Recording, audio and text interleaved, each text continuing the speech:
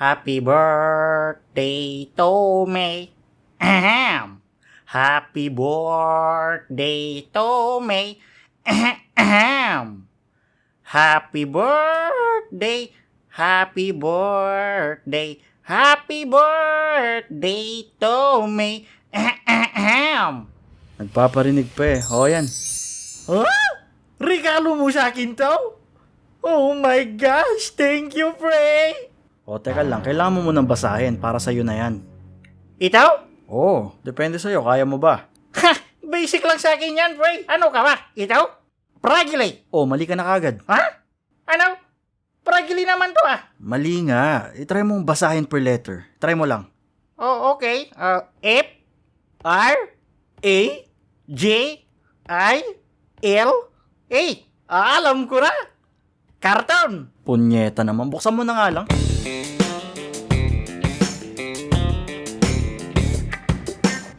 Wow, you're so kidding. Paamoy nga. Okay na. Okay, 1, 2, 3. Voila. Okay na, magician now. Ang galing. Okay ka na, doon lang pa intro. Loka ta kidding. Ito ang XP Pen Magic Notepad. Let's get it on. Happy birthday sa'yo. Happy birthday sa'yo, man. At ang unang laman niya ay tablet na may plastic na may sticker na rin. Tapos tablet na walang sticker at plastic na rin. Ha? Matigas na karton na may pagsilsilan ng ano mo. Bagay na may cover tapos hindi ko alam yung laman. Cover pala ng tablet, Ray. Wee. Puting karton. Anong nasa loob? Tablet ng ballpen. Quick guide, warranty police. Bala ng ballpen tsaka pantanggal niya. Mas maliit na karton. What's inside? Cable ng saksakan. Saksakan ng cable. Tsaka saksakan ng gwapo. Screwdriver. Nail cutter ng tao. Nail cutter ng pusa. Black umbrella. Okay na nilukatan na kide. At syempre, save the last for best, yung mga alak ko, di ba? Ha? XPP, nasa naman yung alak ko? Oh, ayoko na.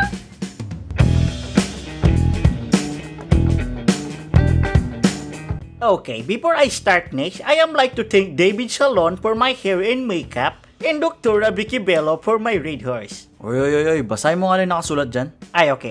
Ito, hi, Aubrey. Patingin. Hindi yan, yung isa. Yung isa. Hindi mo kasi sabihin. Okay, ito. Una sa lahat, gusto ko pala magpasalamat sa birthday gift ng XP Pen sa akin. Ito ang XP Pen Magic Notepad. Ito nga pala yung second Android tablet nila, mga pre. Last year, kung naalala nyo, yung ni-review ko rin yung Magic Drawing Pad nila, di ba? At sulit na sulit yung experience ko doon. Dito naman, halos 2 linggo ko na tong ginagamit, mga pre. At masasabi ko na mas premium ang dating nito. Siguro dahil na rin siya magnetic case niya na sobrang daling ilagay at magnetic din pala yung pen. Ang hirap tanggalin, parang dugong sa pader. Isa sa pinaka-unique features nito, mga pre, ay ang kanyang X-Paper modes. May 2 pindutan pala ito sa taas, mga pre, kung saan ito yung power at ito naman yung pipindutin pag mamimili ka ng screen type. Pwede kang mamili sa light color mode kung saan magiging anemic yung screen. Ink paper mode naman pag gusto mong black and white siya. Tapos pwede mo ring ibalik sa nature color mode. At ang astig din pala ng animations nito, pre, pag nagpapalit siya.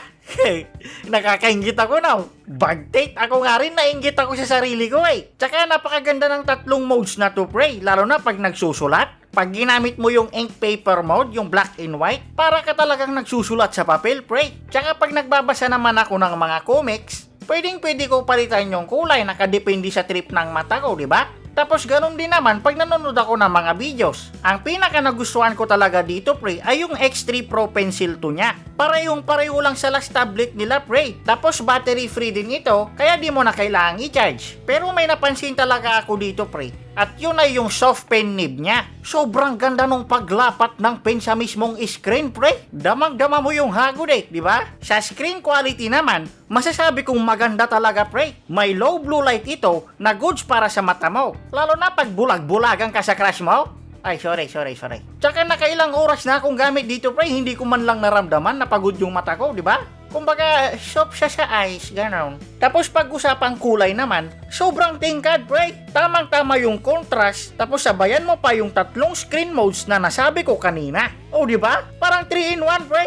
Pwede mo siyang gamitin sa digital arts, entertainment, at built talaga to, pre, para sa note-taking. Yung ganito, sulat-sulat ba, gano'n? Gamit ko nga pala dito ay yung built-in application nila na XP Pen Notes. Napakadaling magsulat dito, pre. Tsaka napakarami niyang features. Hindi nga nagde-delay yung pagsulat-sulat ko Meron pala itong 90Hz refresh rate, 128 gigs of storage, at 8,000 mAh sa battery niya. Wala pala itong back camera, pre. Pero goods naman yung front cam nito. Siguro ang di ko lang trip dito ay yung sa case. Kasi halos 2 angle lang yung kaya niyang tayuan Pag ginagamit ko to, laging pahiga kaya medyo masakit sa batok. Tsaka di ko rin maintindihan tong hotdog design niya dito sa labas, pre. Panira ng forma niya. Alam ko namang para sa pin yan, pero pwede namang pa-rectangle na lang, di ba? Pero sa kabuuan, sobrang premium talaga nito, pre. Lalo na kung estudyante ka o nagtatrabaho tapos kailangan mo ng mabilisang pagtitake notes. Sulit na sulit sa'yo to, pre. Tsaka napakadaling dalihin to sa kahit anong lugar, pre. Kasi pwede mo siyang ilagay sa bag mo, ganon. Kaya parang notebook lang talaga. Kung gusto mo to, pre, maglalagay ako ng link sa description box sa baba. At sa ulitin, salamat sa birthday gift at salamat,